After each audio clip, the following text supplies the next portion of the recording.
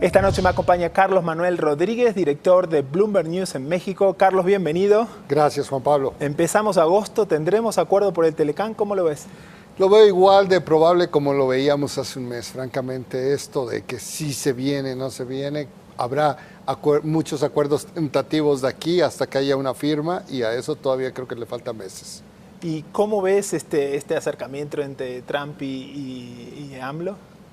Pues sí se puede decir que quizás no era fácil esperar, quizás es bastante positivo para ambos personajes, pero no hay garantías de que dure por mucho tiempo, ¿no? Habrá que ver cuándo se tengan que hacer las decisiones duras en la negociación, quién se lo toma más personal. Vamos a hablar de estos dos puntos y vamos a hablar también de economía. Hagamos antes ahora un repaso de cómo están las negociaciones a este momento. Como sabemos, los representantes de México y Estados Unidos se reunirán el jueves en Washington para continuar estas negociaciones del Telecán. Esto en el medio del optimismo a ambos lados de la frontera. Lo vimos al presidente Trump hablar de una posibilidad de acuerdo y hoy el virtual presidente electo Andrés Manuel López Obrador dijo que se espera un posible acuerdo en los próximos días. Vamos a verlo. Nosotros pensamos que se va a llegar a un acuerdo para que se renegocie el tratado de libre comercio en los días próximos, es decir, esperemos que sea lo más pronto posible y al mismo tiempo mantenemos comunicación con el equipo de Donald Trump. Yo no descarto el que podamos lograr este acuerdo adicional a la renegociación del tratado. Entonces, optimismo de parte del virtual presidente electo, optimismo de Donald Trump. Y a propósito del tratado, también pudimos platicar con Duncan Good, él es director del Instituto México en el Wilson Center, quien nos cuenta cómo ve los avances en la renegociación del acuerdo y el papel que debe jugar Canadá. Vamos a verlo. Bueno, en mi opinión, las negociaciones avanzan de una manera sorprendentemente bien. Es realmente una sorpresa enorme para los analistas, tanto en Washington como aquí en México, de ver cómo los dos equipos se han acercado en las semanas recientes, cómo se han llegado a acuerdos y cómo ha cambiado el ambiente adentro de la sala de negociación entre México y Estados Unidos. No que fue malo antes, pero hay mucho más urgencia de llegar a un acuerdo. Lo que yo veo es que obviamente es posible pensar de que México y Estados Unidos lleguen a un acuerdo, pero México está comprometido con hacer un acuerdo trilateral. Entonces tenemos que esperar a ver exactamente qué puede entregar Canadá a la negociación trilateral. No solamente con Estados Unidos, pero también con México. Entonces, si llegamos a un acuerdo bilateral, después empieza el trabajo mucho más difícil para llegar a un acuerdo trilateral. Y ahí veíamos a Duncan Good, que estaba haciendo un punto muy interesante, que es el rol de Canadá, porque recordemos que las renegociaciones que empiezan el jueves no incluyen a Canadá. ¿Qué está pasando ahí? Bueno, tenemos una estrategia por parte de Estados Unidos de decir, ¿sabes qué? Estoy teniendo mucha dificultad o me están haciendo una estrategia de montón, divide and conquer, right? Es decir, divide y conquista. Lo estamos viendo un poco. Voy a negociar con México primero, a Canadá le va a dar un poco de celos, le va a dar temor. Había incluso reportes de que la ministra Freeland estaba tratando de entrar en la negociación, ¿no? Exactamente, es decir, sí ha habido esfuerzos, fue lo que reportamos, de que Canadá quiere estar parte de esas negociaciones, quiere estar ahí sentado en la mesa y le dijeron, ahorita no nos molestes, por favor, que estamos hablando. Y esa es la estrategia de Estados Unidos. La pregunta es, ¿México está haciendo una traición a Canadá al avanzar una negociación bilateral cuando una y otra vez hablaban que ellos solo estaban convencidos de un acuerdo trilateral?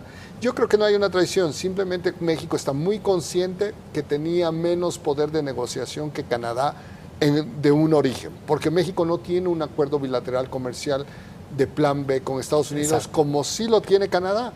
Entonces, si Estados Unidos te está abriendo esta puerta, pues México no le queda otra más que tomarla. Y creo que México hizo una buena señal la semana pasada diciendo, ¿no?, que teniendo esta reunión con la ministra Freeland acá en la Ciudad de México, ¿no? Bueno, fue la delegación de Canadá que vino acá, sí, y se aprovechó, no sé qué tan tranquila o no fue esa reunión. Estoy seguro que a los canadienses no están muy contentos de que México les esté jugando ese juego bilateral a Estados Unidos, pero también tienen que entender, México tiene que seguir su juego. México tiene una presión junto con Estados Unidos más de tiempo de la que Canadá tiene, y eso crea una diferente dinámica. Eso puede obligar a México a dar concesiones que quizás Canadá no quisiera dar.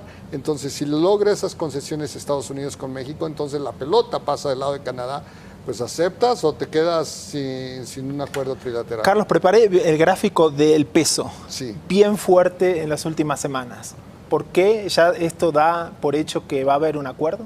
Más bien, quizás la manera de observarlo es por qué cayó tanto si no había nadie pronosticando de hecho un fin del Tratado de Libre Comercio, ¿no? Lo llegamos a tener a 20, claro, también había el factor de la volatilidad política, pero lo cierto es que es el Telecán lo que más ha estado moviendo al peso y había caído demasiado.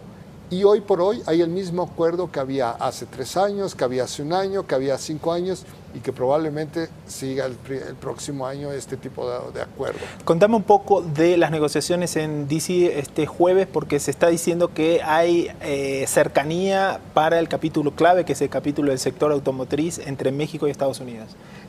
Va a ser muy interesante ver los detalles. No nos olvidemos que ya muchas veces se ha dicho hay cercanía en puntos muy difíciles. ¿No? El 80% de Guajardo, ¿no? Que el 80% que está a principio de mayo. Totalmente, es decir, en principio parece que sí vamos acá, u otra palabra que le acabo de escuchar a López Obrador, que es muy querida por todos los políticos. No descarto, ¿no? Bueno, pues no descarto que sí lleguemos a un acuerdo en estos días, pues no se descartan muchas cosas, eso nadie puede descartar nada.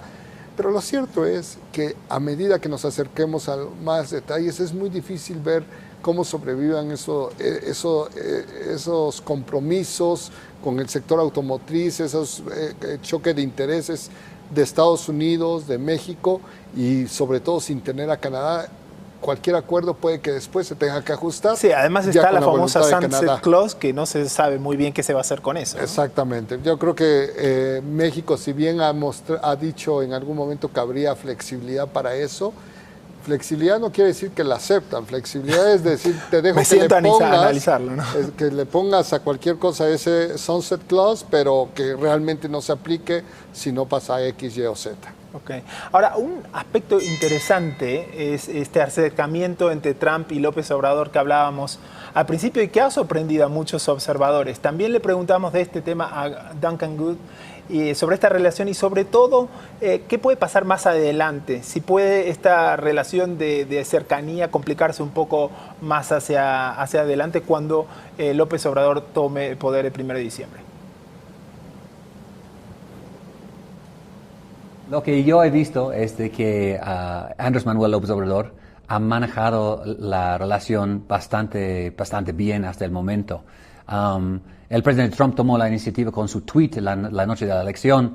La llamada telefónica el día después fue muy amable entre las dos personas, pero la carta que envió Andrés Manuel al presidente Trump fue una acción brillante, en mi opinión. Le dio la oportunidad de realmente decir exactamente lo que quiere decir.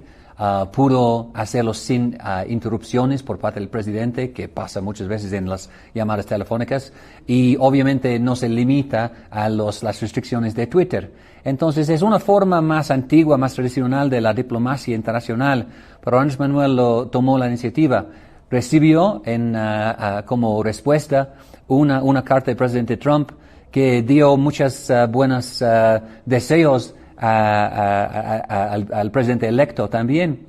Pero yo creo que más allá de esta carta, más allá de, obviamente, el respeto que tiene el presidente Trump para la escala, el tamaño de la victoria, el triunfo electoral que tuvo Andrés Manuel López Obrador, Yo veo que por la elección en noviembre en Estados Unidos, obviamente vamos a ver muchas más tensiones entre los dos países.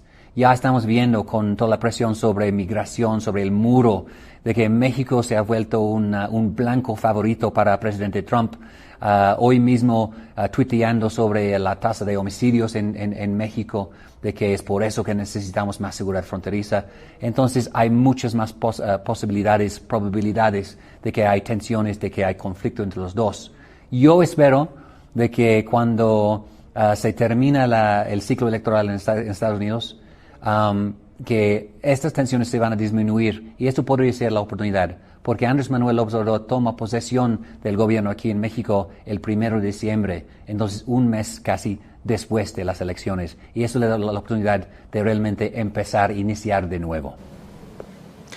Carlos, ¿coincidís con el punto de Duncan sobre que puede ser que la relación esta se complique un poco a medida que nos acercamos a las midterm de principios de noviembre? Sin duda, lo que tenemos, independientemente de la edad, de la fecha, es decir, no importa de qué periodo estuviéramos, cuando uno de los personajes es Donald Trump, Está marcado, ¿no? Esta relación puede ser tan positiva, tan estable, como consideres que es la estabilidad de Donald Trump.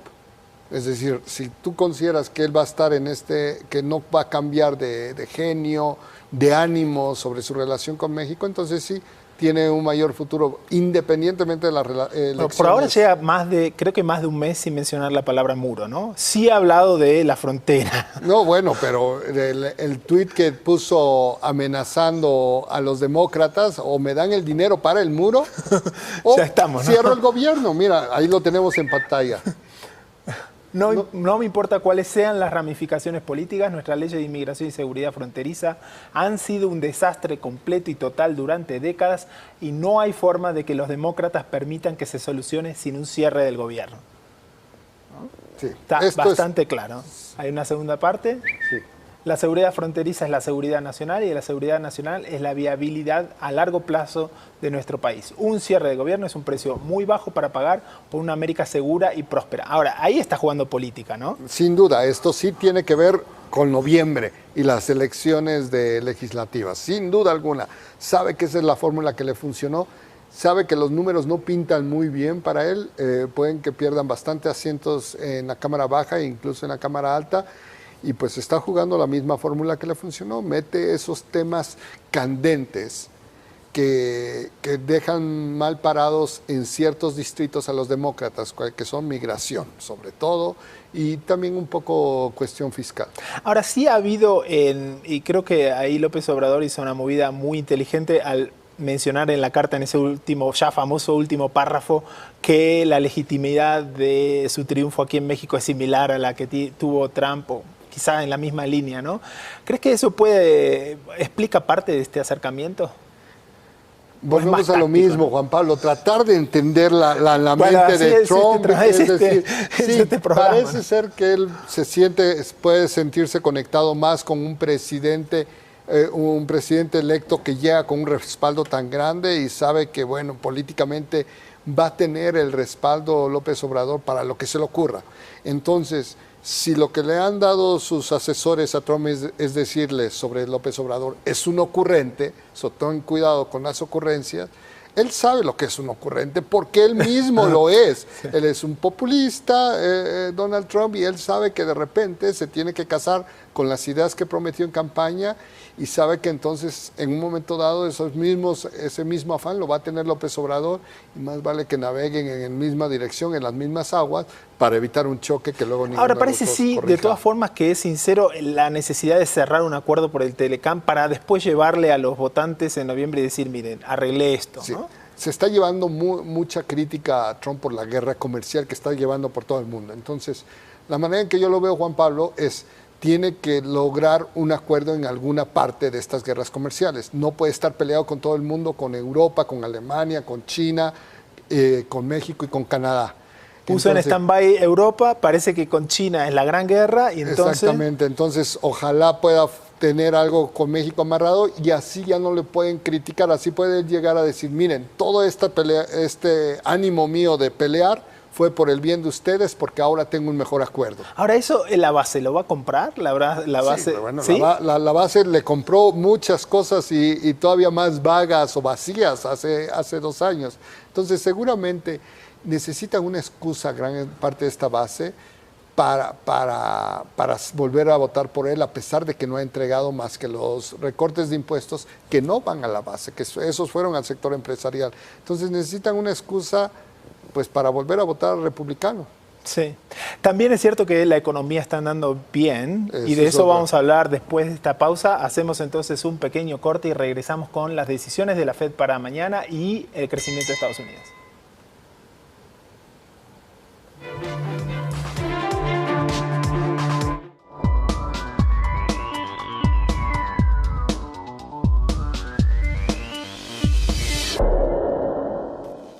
¿Quién ganó y quién perdió en la jornada de negocios? Susana Sáenz tiene los nombres, datos y hechos tal como son. Ganadores y perdedores con Susana Sáenz. Lunes a viernes, 4 de la tarde. Porque reconoces lo importante, el financiero Bloomberg.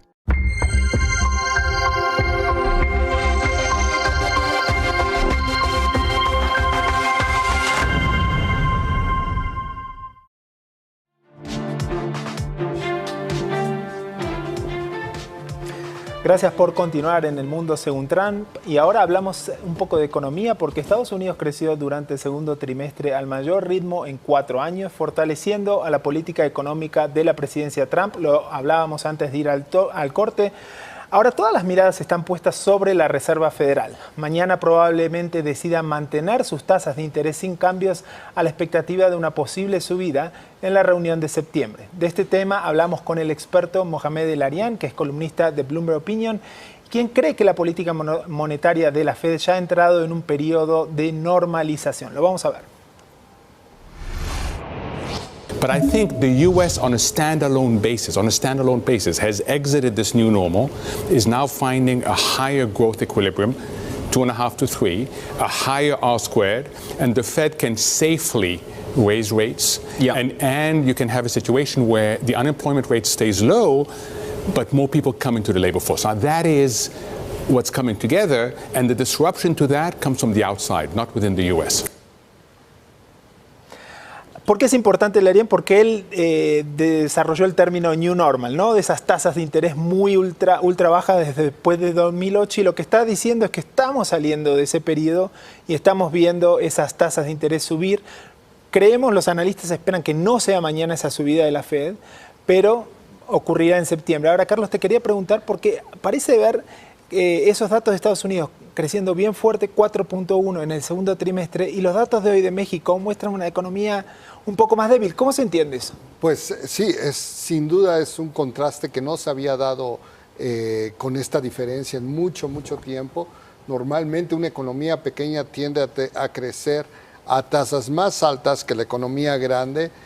Es a lo que ya podemos atribuirle también un cierto factor Trump, ¿no? Desde las grandes inversiones de grandes proyectos sí se han visto amenazados por todo este riesgo, todo este factor geopolítico con la administración de la Casa Blanca de Trump, y creo que eso está pasando la factura. Claro, también tenemos los factores internos, pero que ya han estado por muchos años en México, que no permiten crecer a unas mayores tasas, pero creo que hoy por hoy esa diferencia solo se explica por eso, porque es una diferencia America First está pasándole la factura a México. Y es una diferencia que ya está de 4.1 a 2.7 de México, conocido hoy. Es una diferencia bastante importante. Tenemos un gráfico donde mostramos esa pequeña diferencia, no sé si lo tenemos para dar al aire. Ya son varios trimestres donde Estados Unidos está creciendo más que México, y eso, como decís, no es normal y además no es bueno. Exacto, porque estás hablando de que uno de los principales motores de la economía mexicana eran las exportaciones. Se tiene un peso más débil y tienes una economía de Estados Unidos.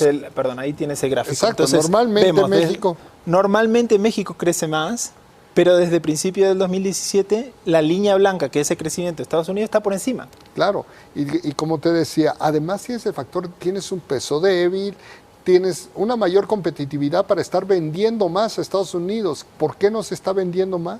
Bueno, por el factor Trump, porque muchas de estas empresas que normalmente estarían comprando más de Estados Unidos lo están pensando dos veces, dado el precio político de que quedes en medio de un escándalo. Ahora, con estos datos, el Banxico se reúne el jueves. ¿Crees que va a subir tipos? No pareciera que no van a alzar las tasas, pero hoy sacamos una nota, como bien sabes, el mercado está proyectando que sí lo van a subir. ¿Por qué? Por el dato de inflación. El dato de inflación no se quedó por arriba de lo esperado, entonces eso obligaría al Banco Central a mantener una posición agresiva. Pero si tienes a una Fed que no va a actuar ahora, quizás desde mi opinión pueden esperar. Podría esperar, ¿no? Un poco. Podrían ¿no? Porque esperar hasta si septiembre, tienes un peso que está a un nivel no muy débil. Un nuevo gobierno que está llegando. Exacto, ver si es el fin de las alzas de interés de Estados Unidos, como lo decían, pues le da una oportunidad a México de no tener unas tasas de interés muy altas. Ahora, tasas de 7,75, ahí vemos las tasas de la Fed, ¿no? Lo que estábamos mencionando como años a casi cero y ya estamos en 2%, probabilidad de subida casi segura en septiembre, una posibilidad no tan segura en diciembre para la Fed. Banxico tiene 7,75. ¿También no hay un poco de tasas muy altas explicando ese crecimiento un poco débil de México? Sin duda alguna. Mucho del entorno de la justificación que hubo de esas tasas altas fue una inflación que se disparó cuando el peso pasó de los 16 a 17, luego a 19. Ahí es cuando empezaron los precios ya a salirse un poco de control y actuó más agresivo el Banco Central para mantener atractivo al peso para inversionistas internacionales y que no hubiera este tipo de flujos. Eso pareciera que por lo menos por ahora está bajo control. Además hay otro factor, Juan Pablo, que hay que tener en cuenta para el Banco Central. ¿Qué tanto quieres quemar los cartuchos ahora y después no tener muchas armas si lo llegas a necesitar con una mayor urgencia? Uno de los puntos que no hablamos es esta interferencia entre Trump y la Reserva Federal. Mañana probablemente, como digo, ya la mayoría de los operadores está en vacaciones o a punto de irse de vacaciones. No va a pasar nada, pero quedó ese mensaje, esa interferencia de Trump hablando en contra de la subida de tasas de interés. Eso no es normal, ¿no? No es normal, pero muchas cosas no son normal bajo este presidente, pero claro, bueno, si los miembros de la Fed no escuchan a economistas, a fund managers, creo que tampoco le van a estar escuchando mucho al presidente, se lo sacudirán y eso y seguirán con la misma decisión que si no hubiera dicho nada. También es cierto que Nixon lo hizo, así que bueno, quizá un antecedente hubo, ¿no? No muy bueno, ¿no? Exactamente, pero... Carlos, es momento de ver las trompadas, las caricaturas y hechos más relevantes en los ojos de algunos caricaturistas de Estados Unidos, a ver qué nos ha preparado la producción.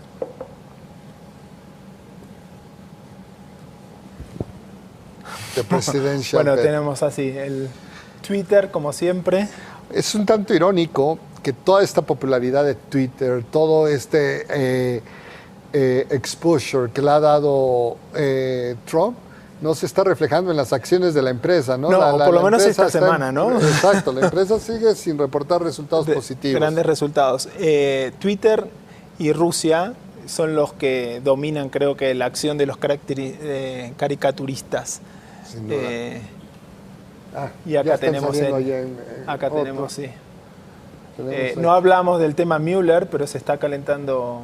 Sí, bueno, se sigue calentando. Me imagino que tendremos algo de Giuliani, que en vez de estar ayudando al caso de Trump, parece últimamente perjudicarlo.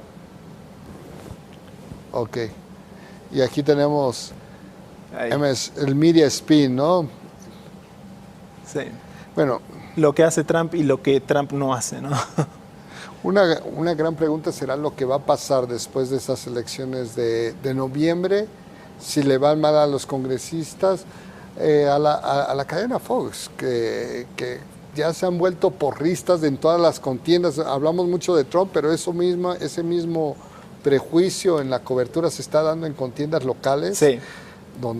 Y hoy Facebook anunció que ya vio algunas pistas de posible intervención en la elección de noviembre, ¿no? Exacto, entonces habrá que ver cuáles son la decisión del público, de los votantes, a todo este flujo de información turbia.